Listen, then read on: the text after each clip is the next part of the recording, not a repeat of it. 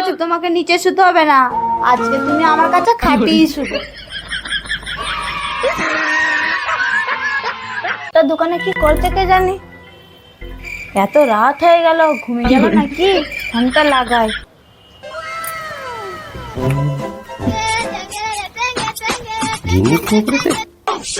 Hello, কি গো, তুমি কি ঘরে আসবে না? কটা বাজে খেয়াল আছে? ভাই বলা 1:27 বাজে। হ্যালো, যদি না আসতে মন যায় দোকানেই শুয়ে পড়ো।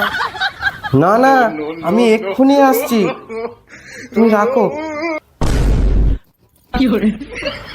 আজও ঘরে আসো, ওকে মজা দেখাচ্ছি। রোজ রোজ লেটে ঘর আসা। কাজের টেনশনে আমি দিনরাত কিছুই মনে করতে পারছি না, এত রাত হয়ে গেছে।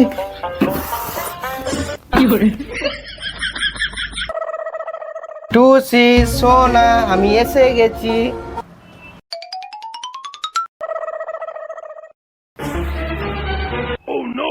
দরজাটা ভূতে খুললো নাকি?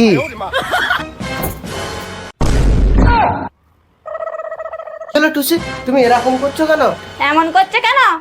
রোজের রোজের এত লেট করে ঘরে আসা, তোমার কাজ কি তুমি একাই করো? যেমন তুমি লেট এসেছো, আজকে তুমি নিচে শুবে।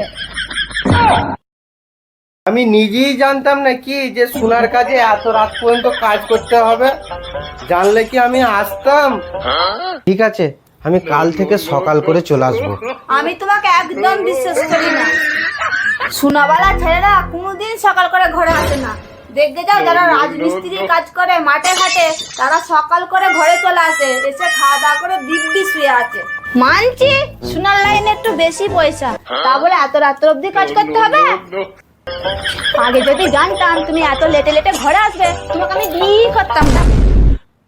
আমার এখন প্রচুর ঘুম পাচ্ছে, তুমি নিচে শুয়ে পড়ো, আমাকে ডিস্টার্ব করবে না। শালা, আজকে তো পুরো লসের রান। লেট করে এসে কিছু একটা করতে হবে। এই, এখানে শুতে নেবে না তো? ঠিক আছে, আমি নিচেতেও শোবো না, আমি দোকানে চলে যাচ্ছি। হ্যাঁ, ও দোকানে শুতে চলে যাবে? রাত্রিরে তো আমি এই ঘরে একা শুতে পারবো না। দাও দাও, তোমাকে যেতে হবে না। না, আজকে আমি দোকানেই থাকবো। কি হয়েছে, কি হয়েছে? আমি এই ঘরে একা থাকতে পারবো না, আমার খুব ভয় করছে। বুঝলে বন্ধুরা, এরা কাছে থাকলে কামড়ায় আর দূরে গেলে হামড়ায়। একা থাকতেও পারবে না আর কোথাও যেতেও দেবে না। ঠিক আছে, চলো। আমি কিন্তু নিচে শোবো না। ঠিক আছে, তোমাকে নিচে শুতে হবে না, আজকে তুমি আমার কাছে খাটেই শুবে।